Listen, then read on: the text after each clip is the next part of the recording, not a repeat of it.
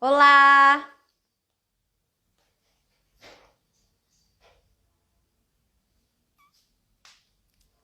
Boa tarde, gente!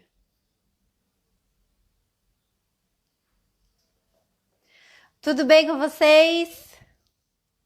Deixa eu acenar aqui. Boa tarde! Oi, Mari!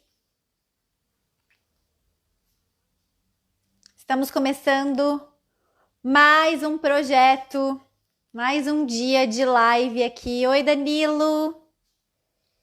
No Lugares pelo Mundo.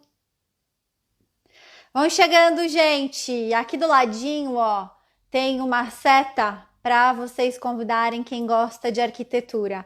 Hoje nós vamos falar sobre a história da arquitetura. E deixa eu me apresentar, né? Eu sou a Camila Castanheira, fundadora do Acordei Quero Viajar. É um prazer imenso estar aqui no Instagram do Lugares pelo Mundo, em um projeto de história da arte, onde nós vamos falar sobre a história da arte. Então, esse é o nosso segundo encontro. Nós temos mais 2 encontros ainda, né? São 4 no total. E hoje o tema principal é a história da arte. Eu vou receber a querida da Geise Pascotto, que já está online. Deixa eu convidá-la aqui. Fazer transmissão ao vivo. Quem gosta de arquitetura, é uma oportunidade para a gente para aprender um pouquinho hoje com a Geise, gente. Olá, Geise! Olá! Aê, agora dá para te ver Aí, direitinho. Deixa eu ver se tá cortando minha cabeça, que esse Instagram sempre me corta, gente. Tudo bem, Geise? Seja muito bem-vinda! tudo bem, Camila? Obrigada pelo convite. Ai, é um prazer te ter aqui, gente. A Geise Viajantes tem um Instagram muito interessante chamado Cidade ao Quadrado. Mas antes da gente começar, né, falar sobre a história da arquitetura, eu vou pedir justamente para você se apresentar, né? Eu queria que você contasse um pouquinho sobre a sua trajetória. Você é graduada em arquitetura e urbanismo, né, pela Unesp, mestra pela Unicamp, doutora pela USP, é professora do ensino superior e também tem Instagram Cidade ao Quadrado, que eu adoro o seu trabalho. Obrigada. Super parabéns! Conta pra Obrigada. gente, como é que tudo isso aconteceu? Olha, Camila, quando eu entrei, né, na faculdade de arquitetura, a gente começa a ver, né, o quanto amplo pode ser essa área. E aí eu Verdade. fui fazendo pesquisas e eu fui vendo que tem muita questão de extensão também, né, de trabalhos fora, né, que a academia faz para a comunidade. E eu também comecei a trabalhar muito essa área de pesquisa. Eu fiz 3 iniciações científicas e eu comecei a pegar gosto pela pesquisa. Gosto. E aí eu acabei, né, tentando, estudando, e aí entrando no mestrado, tem uma prova, né, para entrar, aí faz, né, a prova, tudo, entrevista, um monte de coisa, consegue, entra no mestrado, depois eu fiz o doutorado, e a minha área de especialização é o urbanismo, né, Hum. e, e aí depois eu também comecei a dar aula, que é uma coisa que eu gosto muito, dar aula no ensino superior. Eu até comecei a dar aula para a escola mesmo, para pegar aquele jeito de como dar aula, e depois eu fui para o ensino superior e estou aí há mais de 10 anos dando aula para arquitetura. Que delícia, que delícia. E falar de arquitetura, né? Você tá toda hora em contato com artes, né? Tudo arte. É incrível isso. E vamos começar então. Gente, nós resumimos essa história da arquitetura, tá? Porque falar da história da arquitetura até os dias atuais dá para ficar aqui até amanhã. Então, nós decidimos falar, né, do Egito até o período barroco. Tá? Então a gente tem um longo caminho ainda aí para falar e todas essas transformações, né? Mas traçando um longo caminho desde a antiguidade, lá atrásão, a arquitetura ela dialoga com as artes visuais em uma troca de mão dupla, né? ela se encontra em uma posição em objeto utilitário e também como objeto artístico. Nas duas mãos, efetivamente. Como que a gente pode relacionar a história da arte com a arquitetura? E também, quando que essa consciência de que a arquitetura é uma arte surgiu? Porque não foi do nada, né? É até uma pergunta complexa. Mas relacionando um pouco o que você falou da arte, né, que é utilitarista, primeiro e depois ela, né, ela foi se transformando. A arquitetura também foi assim, né? No início ela era utilitarista, no sentido de que lá na pré-história eles precisavam se proteger de algum modo das intempéries, da chuva, do vento. Então ela era uma questão utilitária mesmo. Depois ela vai passando, né, e ela vai começando também a ser de proteção, não só do clima, mas em proteção também no sentido dos inimigos, porque um povo, ele começa já a ficar num lugar, o outro no outro, e começa a ter rivalidades. Então ele também é de um utilitarismo, mas de proteção. Outra Interessante. função que a arquitetura ela começa a ter é uma função ritualística, que também a arte ela vai ter, né? Porque ele começa a pensar, né, os povos antigos, que a arquitetura é você construir para um deus, ou, né, qualquer tipo que seja naquela época, era muito a questão da natureza, né, o deus trovão, da água, cada um, né, com o seu deus, mas assim, eles começaram a construir ou monolitos e depois realmente templos, mesmo que pequenos, e depois foi evoluindo, mas nessa relação de ritual. Tá. Depois, ela também passa numa questão de poder, né? Então, quando a gente tem as civilizações maiores, elas querem mostrar o poderio delas. Então, a arquitetura ela serve também para demonstrar o quanto que aquela civilização talvez é melhor do que a outra. E depois também ela acaba passando por uma relação de sociabilização, né? No sentido de que nós temos aí a questão a praça, do lazer, né? A gente vai ver depois o Coliseu. Então, toda essa relação da sociabilização, da ágora, tudo também tem a ver com arquitetura. Então, ela vai passando e ela vai tendo diversas funções, né, ao longo do tempo. E teve algum momento que, por exemplo, nossa, arquitetura é arte, aquilo é chamado de arte. Existiu essa consciência em algum momento? Assim, a gente consegue dar nome para isso? Uma data ou não? Foi acontecendo? Não tem uma data específica, ela foi acontecendo, é uma transição muito lentamente, vai acontecendo e vai mudando por essa transformação. Então, não tem, assim, sabe, um ponto específico da arquitetura. Mas já deu para ter uma ideia, né? Nessa transformação de proteção, de grandeza, de coletividade, que está tudo conectado com o nosso dia a dia, com a literatura, com a arte, com a filosofia, com a nossa maneira de vida. Que legal. Então, agora vamos começar a tentar falar um pouco cronologicamente para as pessoas entenderem a linha de raciocínio, né? E lá no Egito Antigo, que é um período importantíssimo, e para quem acompanha o Acordei Quero Viajar sabe que eu amo o Egito, sou apaixonada. O Egito Antigo tem uma importância, arquitetonicamente falando, né, muito importante. Em Giza, gente, que é do ladinho do Cairo, é onde está a única maravilha do mundo antigo sobrevivente, que é a pirâmide de Gizé, a pirâmide de Quéops. E essa obra arquitetônica ela foi erguida há 4.500 anos atrás. Tem ideia disso? A gente chega em frente, assim, não consegue entender como que aquilo foi possível, né? E ela foi um monumento funerário. Né, funerário. E foi um dos maiores monumentos do mundo por muitos milênios. Na verdade, muitos não, por milênios, vai. E além das pirâmides do Egito, nós temos também as tumbas, os templos, que têm significados importantíssimos em todos os aspectos.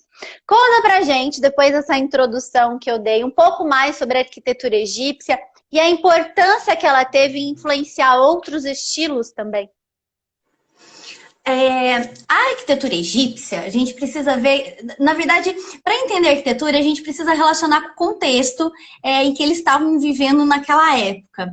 Quando a gente fala de Egito, a gente tem que pensar que a gente chama de modo de produção asiática. O que é isso, né? É uma forma em que é centralizado o poder. Então, você tem um poder central, e que ele toma conta de tudo, é religioso, militar, político, e que no caso do Egito, como a gente já sabe, é o faraó. Ele toma conta de tudo.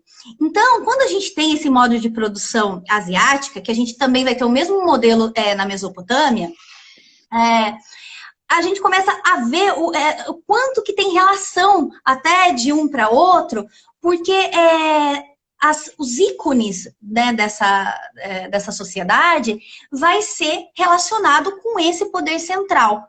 Então, o resto vai ser resto. É por isso que no Egito, as casas, mesmo as habitações das pessoas, eles nem sabem muito bem como era, tem poucos vestígios, porque era uma habitação de barro, que eles demoliam e construíam outro em cima, e depois morria quem era dono, construía outro em cima. Então ficava uma coisa muito difícil de encontrar os vestígios de como eram. Já os ícones feitos para aquele poder central, ele era feito pedra para durar. Eles achavam que era para durar para sempre. Para sempre. Né? Então, para sempre. Então, por isso que a gente vai ter a questão das pirâmides muito forte, né? Mas é importante também a gente saber dos templos. Porque quando a gente fala Egito, todo mundo fica pensando muito nas pirâmides, mas as pirâmides funerária era para o faraó. Sim. E a população, todo mundo que vivia no Egito ela não podia entrar dentro das pirâmides. Então, na verdade, não fazia parte da sociedade, só fazia parte como um ícone lá longe, né? Para você olhar, sentir o poderio, mas você não podia estar lá dentro. E aí, que entra naquela questão do poder que você falou. Isso. Entra na questão do poder, assim, de mostrar o quanto o faraó, ele era poderoso. Mas o templo também, ele é muito importante, porque os templos, eles vão ser feitos também para os faraós e para os deuses, né, que eles eram politeístas, então, para os vários deuses e também para o faraó. Só que os templos, eles podiam, até certa maneira, né, não tudo, mas eles podiam deixar a população entrar em alguns pedaços. Então, os templos faziam mais parte dessa sociedade e por isso eles são importantíssimos. Muitas cidades egípcias a gente chama de cidades-templos e também tem as cidades-pirâmides que elas foram formadas a partir desse ícone. Se for a pirâmide, era porque eles iam construir, ajudar a construir, então já eram mais cidades de trabalhadores, que eram muradas, né? Para construir as pirâmides, e as de templo, elas também surgiam nessa questão da adoração de um deus, e ia se formando até que ficava muito grande, né, as cidades. Tebas é uma que ficou muito famosa, porque tem Karnak, tem Luxor, que são os templos, assim, importantes dessa cidade, e que é a parte central, né, de toda a estrutura de vida deles. Você sabe que é engraçado você falar assim, porque visualizo tudo na minha cabeça, né? No Egito, os templos, eles ficam, a maioria dos templos, eles ficam em volta do Rio Nilo. E eu acredito que que ficam ali estrategicamente localizados por conta dessa questão da população também poder entrar nos templos de alguma maneira. E antigamente a vida toda era em volta do Rio Nilo, né? Sim, que é o rio da vida. O templo mesmo que eu falei, o Luxor Karnak, tinha uma festa num dia aí do ano em que eles tiravam as esculturas dos deuses de um templo, porque sempre o templo ele tinha que ficar direcionado perpendicular ao Nilo. Então o Nilo era norte-sul, sempre o templo, a entrada tinha que ficar leste-oeste. E toda a cidade, ela tinha que ficar também, todos os templos tinham que ficar a leste do Nilo, porque é onde o sol nasce, então é a vida. E do lado oeste ficavam todas as partes das pirâmides, tumbas funerárias, mastabas, porque era a parte onde o sol morria. Então a gente chama de necrópole, que é a cidade dos mortos. Né? Então, veja que eles têm, né, todo um porquê de cada coisa. Total. O Nilo, voltando, né, o Nilo, eles tiravam desse templo as estátuas, trazia no Nilo com um barco e ia até o outro templo de barco. Então, toda essa questão do Nilo é muito presente, tanto do comércio, quanto para a irrigação das plantações, quanto de deslocamento, tudo era em torno realmente do Nilo. E nesse mesmo momento, né, paralelamente à civilização egípcia, a gente tem também a Mesopotâmia ali do ladinho, né, a civilização mesopotâmica que influenciou fortemente a arquitetura egípcia, né, gente? Lembrando que estavam acontecendo no mesmo tempo em lugares diferentes, né? Conta pra gente um pouco sobre a arquitetura nesse momento, né? Como é que foi essa questão da arquitetura da Mesopotâmia para o Egito, que foi uma parte extremamente importante da nossa história. Isso, Camila, é muito importante que você falou de que eles estão acontecendo ao mesmo tempo, porque quando a gente estuda primeiro Mesopotâmia, depois estuda Egito. Então parece que é uma coisa, depois outra, e não, eles estão acontecendo muito juntos, as relações comerciais estão acontecendo juntas também, né? Por exemplo, o linho do Egito, ele era comercializado na Mesopotâmia, então assim, a gente tem toda uma relação comercial muito forte, né? E a Mesopotâmia, ela é muito parecida à relação da estrutura que eu falei, né, do Egito, nessa Mesopotâmia, mas tem uma diferença, que as cidades eram muito mais fortificadas, né? Porque a Mesopotâmia, como vocês lembram lá na escola, é entre, né, o Rio Tigres e Eufrates. Sim. E essa é uma região muito fértil, próxima, né, aos rios férteis, e daí muitos povos queriam ficar nesse lugar. Então, se você for estudar, vinham os sumérios, depois vieram os assírios, depois os babilônios. Era muito povo querendo tomar esse mesmo lugar, né? Então, as cidades da Mesopotâmia, elas eram como se estruturava. Primeiro a gente tinha como a centralização do poder, a mesma coisa, né? Só que nesse caso, a divindade era o Patesi e ele não achava que ele era o próprio Deus, como no Egito, né? Porque o faraó é o próprio Deus. Na Mesopotâmia, ele era um representante dos deuses, tá? Né? Então, ele representava. E aí, ele tinha esse complexo que ficava no centro, onde ficava o palácio, o templo e também o zigurate. E o zigurate tem uma importância muito grande, né? Porque eles achavam... Eu até trouxe aqui para vocês verem, quem não sabe o que é zigurate que eu tô falando, é mais ou menos isso aqui, ó. Ah! Tá? Que legal! Como se fosse... E aqui a cidade... Aqui não tá dando para ver, eu acho. Mas tenta colocar um pouquinho mais para baixo. Agora dá para ver, agora dá para ver. Que legal! Esse zigurate, a função dele era diferente da pirâmide.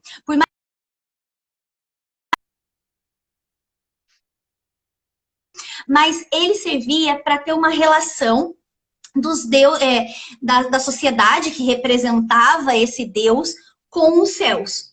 Então, ele é alto, né? Na verdade, ele não tem nada, quase. Aqui, ele não tem nada.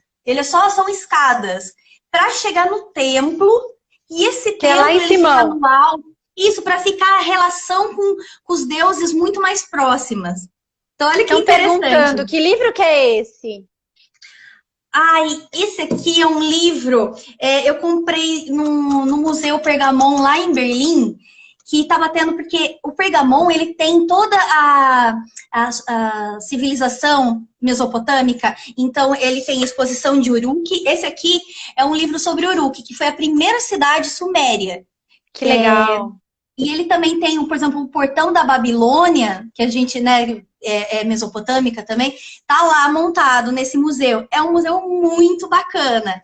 E aí eu comprei um catálogo, né, dessa exposição do museu. Bom, e aí, esse aqui, que estava lá no topo, era o templo. Só esse pedacinho.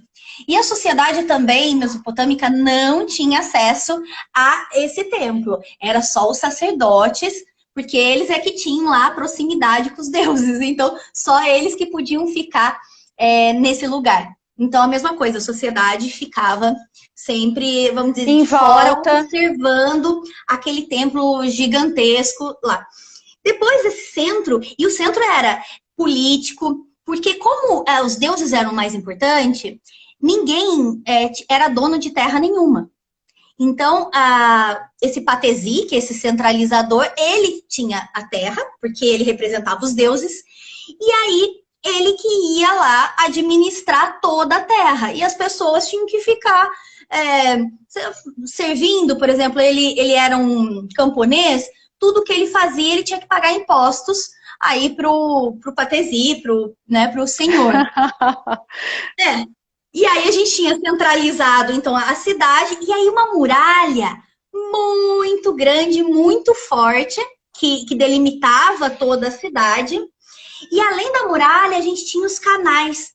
E que isso é muito bacana, porque foram os sumérios que descobriram essa questão de como fazer uma engenharia com diques para pegar as águas dos rios e trazer até a sociedade. Então, eles faziam esses diques, esses canais, para irrigar, até porque era uma economia de regadio, que é trigo, que é uma agricultura, vamos dizer, úmida, precisa da água, né?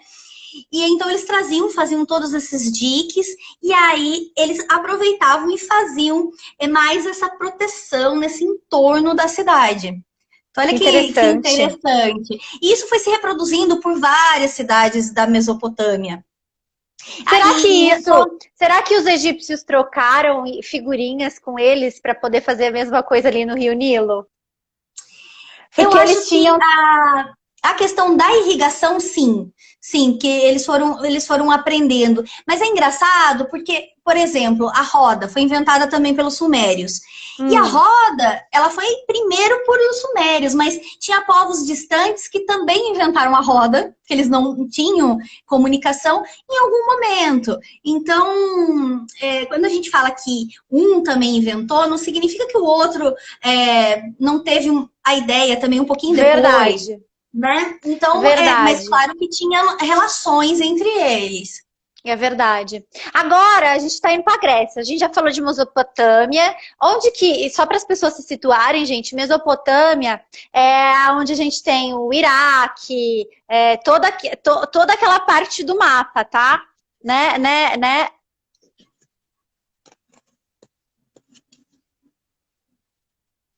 Dá para ver mais ou menos. Mais ou menos. Ah, é uma pena. Mas é onde está a Mesopotâmia para mostrar que é o crescente fértil, né? Que é a Mesopotâmia e junto também pega o Egito. É uma partezinha ali em cima, do lado direito. Bom, saindo lá da Mesopotâmia, a gente falou de Mesopotâmia, falamos de Egito, agora a gente vai entrar na Grécia. E chegamos na Grécia, nós temos uma revolução em todos os sentidos que refletiu e ainda reflete, gente, no modelo de arquitetura nos dias de hoje, né? Um bom exemplo disso é a Casa Branca nos Estados Unidos, que é um prédio grego, né? Na arquitetura grega, nós temos 3 momentos super importantes, que é o dórico, o jônico e o helenístico. Qual que é a diferença entre eles? E explica pra gente também a importância dessa arquitetura grega para o mundo, né? Que é enorme. Quando vem a Grécia, muda tudo. Totalmente, porque primeiro que a gente está com os povos daqui embaixo, né? A Grécia ela já vai estar lá na Europa, né? No cantinho aqui da Europa. Então a gente muda um pouco de áreas das civilizações. E ela vai mudar totalmente, porque aquele método de produção que eu falei asiático, de um poder centralizado, não existe na Grécia. Então muda muito. A única construção que eles vão ter, que é a principal, vai ser para os deuses. Mas esse deus não vai ser representado por ninguém, não vai ter um poder que vai, né, que vai se achar Deus ou representá-lo. Não. Então os templos vão ficar lá na Acrópole e para os deuses. Então aqueles templos não tem ninguém lá dentro, né? Não vai ter esse poder.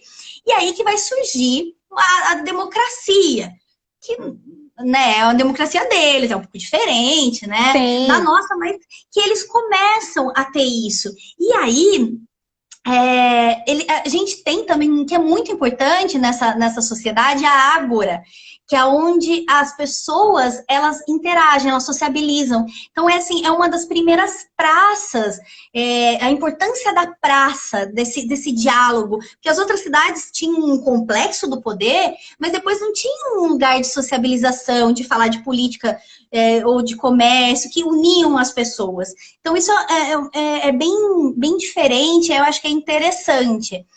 E a arquitetura, nesse momento grega, ela também é bem diferente de tudo que já foi feito, né? Tanto a Mesopotâmia quanto o Egito, eles ficam bem diferente dos gregos. Os gregos, eles vêm, na verdade, influenciados por Creta. Então, tudo começa em Creta, naquela ilha, né? Que as pessoas querem visitar em Creta, né?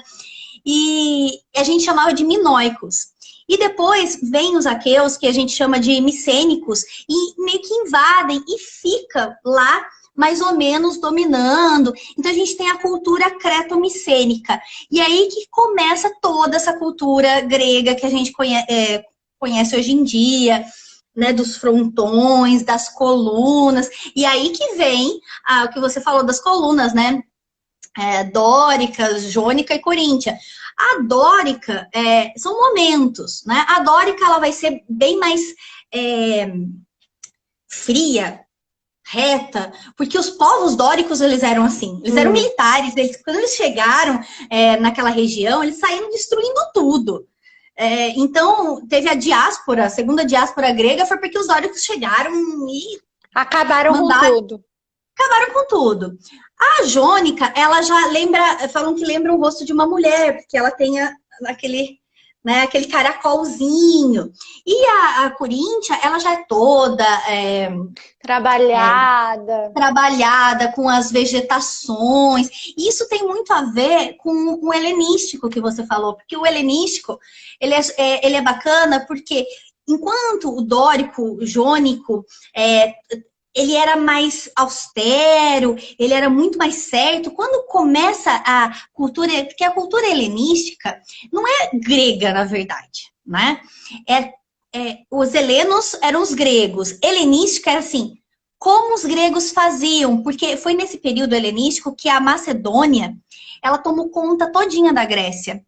Então, eles pensaram o seguinte, bom, vamos fazer parecido, porque eles achavam muito bonito o que a Grécia fazia. Então, eles falaram, vamos fazer como a Grécia. E, lógico, os gregos também começaram a fazer, então essa arte, ela começa a ficar um pouco mais livre e também mais dolorosa. Então, você vai ver, até na parte artística, os relevos, eles começam a ficar com expressões. Então, expressões de dor, de angústia, sempre nesse período mais helenístico. A flor da pele. E a questão da expansão, a questão da expansão grega, que eu acho muito interessante, é porque a Grécia, ela teve as diásporas, que é a saída dos povos gregos para outros lugares. Primeiro porque não tinha solo fértil, depois pelos dóricos que eu falei. E depois, quando os macedônios vieram, eles também levaram essa cultura grega para outros lugares. Quando os romanos vêm também dominar a Grécia, eles amam a característica grega e começam a colocar na sua arquitetura. Então, tudo isso faz com que essa cultura ela vá meio que expandindo para todo o continente. Então, por isso que ela fica tão importante. Você não encontra uma arquitetura grega só na Grécia. Você encontra vários lugares do mundo, né, daquele pedaço. Então, por isso que com essas expansões, ela foi ficando tão famosa. E se espalhou para todos os lugares, né? A gente vai na Europa, é uma mistura de arquitetura romana com arquitetura grega. No Egito também a gente tem os templos, né, mais voltados para a arquitetura grega, alguns mais jovens, principalmente ali na região de Aswan, tem alguns exemplos também. Mas saindo, gente, vocês estão vendo que a gente está pincelando um pouquinho cronologicamente para vocês entenderem como que uma vai influenciando a outra, né? E após o período grego, nós temos a arte greco-romana, a arte bizantina, né? Que é aquela que tem vários mosaicos maravilhosos. A arte românica, a arte gótica, né, que tem um caráter religioso em vigor, que entra fortemente. E esse estilo gótico, né, por exemplo, foi um grande movimento que se desenvolveu principalmente na Europa. Se a gente for para a Europa hoje, muitos lugares nós conseguimos ter contato com esse tipo de arquitetura. Fala pra gente agora um pouquinho sobre essa transformação, né, porque a gente sai de historicamente, cronologicamente, do ano zero, depois que começa a vida de Cristo, né, depois de Cristo, e nós vamos parar aqui na Idade Média, no 1000, 1200, né? Como é que foi essa transformação da arquitetura na Idade Média, do gótico, que é um estilo único para a nossa história? Quando né, eu estava falando da Grécia, ela influencia a Roma. Roma, ela complementa as características gregas. Então, ela pega tudo o que eles aprenderam sobre a Grécia e coloca a mais, coloca os arcos. E aí, o romano é isso, é pegar as características gregas e adicionar coisas a mais, complementar, aprender com aquilo. Com o declínio do Império Romano, vai tudo por água abaixo. Né? Então, acaba, os bárbaros, eles vêm e tomam toda a região, e aí eles começam a fazer uma outra coisa. O Argan, ele é um historiador famoso, né, de artes, e ele fala num livro, tem um livro chamado assim, Clássico Anticlássico, que ele fala que a sociedade, ela sempre vai seguindo assim, primeiro ela é clássica, depois ela é não clássica, depois ela volta a ser clássica, e assim por diante. Então, a gente estava num período, né, Grécia-Roma clássica, aí a gente entra para um período não clássico, que eles vão esquecer totalmente né, dessas questões clássicas e eles vão fazer outra arquitetura. A gente fala que a Idade Média é a Idade das Trevas, mas na arquitetura, principalmente na questão das igrejas, né, é muito interessante a arquitetura. Eu acho até muito avançada a arquitetura gótica, porque ela vai tirar toda aquela ideia, porque a ideia grega era você ter 2 pilares e o negócio em cima. É isso. Deu. É isso. Quando a gótica vem, ela vai pensar o seguinte: se eu continuar com os pilares e o telhado, eu não consigo deixar bem longa, né, essa arquitetura. Mas a Idade Média, como as pessoas sabem, né, era teocêntrica. Quer dizer, era Deus, né, da religião católica agora, Deus acima de tudo era o principal. Então, eles tinham na ideia que eles precisavam fazer algo muito alto, que até retoma aquela ideia da Mesopotâmia, né? Para chegar aos céus. Só que daí eles vão pensar numa estrutura em que eles tiram a força dessa parede, jogam para fora para conseguir elevar a igreja. Então, assim, ó, eu trouxe até aqui não sei se vai dar para ver. Que legal! Aqui é a Notre Dame. Sobe então, um pouquinho. Aê! Então, o que são, na verdade, a ideia deles? São fortes e contrafortes. Aqui, você tem todo esse elemento para fora, vou tentar ser bem simples, assim. Todo esse elemento que está para fora, ele está jogando toda a pressão do telhado e de tudo para cá. Então, significa que a parede de dentro, eu posso fazer o que eu quiser. Eu não preciso ter só pedra para ficar forte. E aí eu consigo ter aqueles belos vitrais. Que antes Gente, eu eu não não tinha a menor conseguia ter. ideia disso. Eu não tinha a menor ideia disso. É muito bacana, né? Essa questão da tecnologia mesmo de Sim. arquitetura do gótico. Na verdade, tem pessoas que falam que o modernismo ele até segue o gótico, porque ele tem essa ideia também de deixar grandes vãos. Então, que veio um pouco dessa ideia do gótico.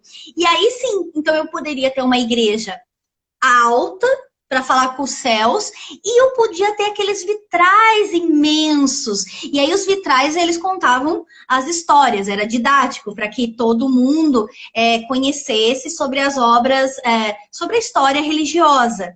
Então veja como, por isso que a arte e a arquitetura tá muito junto uma Muito coisa da outra, conectado. tudo Muito conectado. conectado. Não dá para falar de arquitetura sem falar de arte, de arte sem arquitetura, é tudo muito junto, principalmente nessas épocas aqui, não tem como, não tem como. Então, assim, o gótico, ele fica muito interessante, a gente chama ele de um estilo internacional, porque ele foi passando para vários lugares da Europa, cada um teve um estilo um pouco diferente do outro, mas todos usando dessa mesma tecnologia, sempre com esses, a gente chama essa flecha aqui, né? Que é para alcançar mesmo os céus, então a maioria vai Olha. ter essa questão aí desse puxado. Então a Idade Média ela vai privilegiar esses ícones religiosos, né? Enquanto a cidade mesmo ela vai ser ruralizada, ela vai perder toda a questão democrática ou de império, não vai ter nada a ver, ela vai ser uma sociedade rural. A cidade vai ter menos importância nesse período. Entendi. E esse período gótico, por exemplo, depois veio, né? A gente vai falar sobre o Renascimento daqui a pouquinho, mas é muito engraçado analisar porque tem vários lugares da Europa que tem catedrais góticas, mas não são daquele período, né? São mais jovens.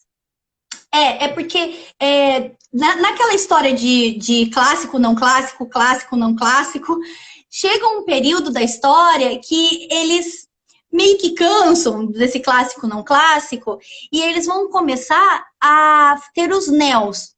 Eu vou voltar em tudo que já foi feito e vou fazer. Então, tem o neoclássico, volta no clássico. Mas vai ter o neogótico, que vai voltar a pensar, fazer uma estrutura neogótica. Então, por exemplo, Milão, que é aquela catedral super famosa que a gente conhece, não é gótica.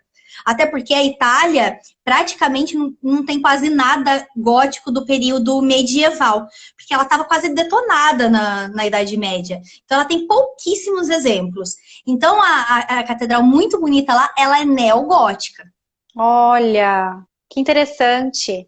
Agora, vamos voltar para o período clássico, né? Porque durante o Renascimento, o gótico perde a força, né? Muito pelo posicionamento que os renascentistas tinham, de que acreditavam que o clássico é o ideal. Ou seja, a gente voltou lá na Grécia de novo. Né? E no Barroco, nós temos novamente uma grande mudança de estilo, onde tudo é representado com exagero e emoção. Né? Conta pra gente como é que era vista a arquitetura nesse momento. Quando começa o Renascimento, e aí eles mudam, né? Em vez de teocêntrico, que era a Idade Média, porque foi 1000 anos de Idade Média, né? Foram. Eles pensaram. Muito tempo, muito. Muito tempo. Teve a peste negra nesse período da Idade Média, o que levou as pessoas a começarem a pensar numa solução mais racional. Não que a Igreja Católica não continuou, tá? Ela continua no Renascimento, mas ele muda um pouco o foco, porque agora o antropocentrismo, o homem, essa questão do racional muito importante, né? E aí, por isso, até o gótico é um nome assim, para dizer que alguma coisa é feia nesse período. E eles querem mudar, eles querem trazer o que eles acham que era o racional, porque a filosofia era da Grécia. né? Todo o pensamento humanístico era da Grécia. E no Renascimento a gente tem esse humanismo muito forte. Então eles começam a retomar. Falar, então vamos pegar aquele período em que era o período onde se pensava o homem como um centro estruturador de tudo. E aí eles voltam com o clássico e começam a tentar copiar tudo que era do clássico. Como eles não conheciam ainda muito da Grécia, não tinha muitos vestígios, eles copiaram bastante as questões romanas. Então o Renascimento ele copia muito a arquitetura romana. E aí vai passando o tempo. Passa o tempo, é aquela coisa, vamos começando a enjoar, né? Então, o Renascimento foi sendo bastante certo, muito, ele é matemático, né? Só que depois, quando acaba, quando tá lá por 1500 e pouco, ele já está começando um período do arquiteto ele pensar o seguinte, bom, eu vou usar essas linguagens clássicas, mas eu vou pôr o meu... Sabe, a minha característica. Então, Michelangelo faz muito disso. Ele pega, por exemplo, uma coluna e duplica. Ele começa a mudar as características, o que antes não podia. Não podia mudar nada. E aí ele começa a fazer. Esse é o maneirismo, que é depois do Renascimento. Então, eles começam a tentar mudar um pouco. É uma transição, né, entre o Renascimento e o Barroco. E o Barroco, isso mesmo, é o maneirismo. Nesse período do maneirismo, vai acontecer também a Contra-Reforma, que é importantíssima. O que é isso, para quem não lembra? Contra-Reforma foi o seguinte, Lutero, lá na parte mais da Europa do Norte, ele vai contra algumas coisas da religião católica, então ele vai escrever as 95 teses, então ele vai ser contra a religião e ganha muitos adeptos, né? E aí a religião católica ela começa a sentir, falar, opa, pera um pouco, eles lá estão conseguindo muitas pessoas e estão saindo pessoas daqui. E o luterano, eles não gostam de imagens, tanto é que eles fizeram até uma guerra uma vez e demoliram um monte de imagens. Então, a Igreja Católica falou, bom, o que faremos, né? Porque aquele é o protestante. Para não perder esses fiéis. Esses fiéis. Lá, se foi a reforma que eles fizeram, a reforma protestante, a igreja vai fazer a contra-reforma. E ela vai pensar o seguinte, bom, eu não posso perder fiel, então eu tenho que começar a deixar mais emocionante essa arquitetura. A maneirista ainda está muito pouco. Eu tenho que retorcer, eu tenho que transformar isso numa emoção para chamar as pessoas. E até também para elas terem medo, começarem a... Sabe aquela coisa do poder lá de Mesopotâmia, sim, do medo? Também começaram a voltar com isso. E aí, você pode ver que a arquitetura barroca, ela vai ser toda retorcida. Tanto a arte quanto a arquitetura, né? A gente vai poder falar, eu até vi a live da semana passada, falou sobre Bernini, né? A briga Bernini e Borromini. Exato. Na arquitetura, a gente fala muito do Borromini, porque o Borromini, ele vem e, em vez de deixar tudo reto, como era o clássico, ele começa a deixar tudo côncavo. Ele trabalha as paredes côncava, convexa, dentro, tudo retorcidas, colunas retorcidas, né? Tudo nesse sentido de trazer mesmo a pessoa, de emocionar de alguma maneira, né? Emocionar de alguma maneira esses fiéis. Exatamente. Então, exatamente. essa arte e a arte também, né? Então, quando a gente fala de arquitetura, dentro das igrejas é toda feita com uma arte, e a arte barroca é isso. Ela é toda contorcida, ela trabalha com inclinações, com escuro, claro escuro muito forte. Um contraste, né? Essas emoções. Então, esses contrastes, tanto da arquitetura quanto da arte, ela é muito relacionada no barroco. Eu adorei entender um pouquinho sobre essa cronologia, essa ordem cronológica que a gente fez, porque eu consegui, acho que deu para entender, né, gente, essa questão que ela falou no início, de que às vezes a arquitetura é para mostrar o poder, para mostrar as relações, para mostrar proteção. Interessantíssimo, porque realmente é um vai e vem, né? E, Geise, me diz uma coisa. Atualmente nas redes sociais, você desenvolve um trabalho muito bacana, né? Pelo Instagram, Cidade ao Quadrado. Fala pra gente um pouquinho mais sobre esse projeto. Esse projeto, né, desse perfil Cidade ao Quadrado, eu criei na quarentena, né? Olha! E foi Eu achei num o nome momento. muito criativo, muito criativo. Obrigada. E ele foi no sentido de democratizar, né, o conhecimento. Porque quando a gente fica dentro da academia, nas aulas, a gente sente que as pessoas também, que não são da área de arquitetura, mas elas se interessam, porque todo mundo vive numa cidade. Né? E todo mundo absorve um pouco dela, né? Tanto da arquitetura quanto da arte ou do urbano, da cidade, mas faz parte da vida da pessoa. Então, é isso que eu tento passar nesse perfil, essa relação de tentar de uma maneira fácil, né? Falar sobre esses assuntos para que as pessoas comecem a andar pela cidade e a olhar, entender um pouco mais sobre cada coisa. E também, o que eu queria é essa relação de conectar mesmo a arquitetura, o urbanismo e a arte juntas. Porque Que legal.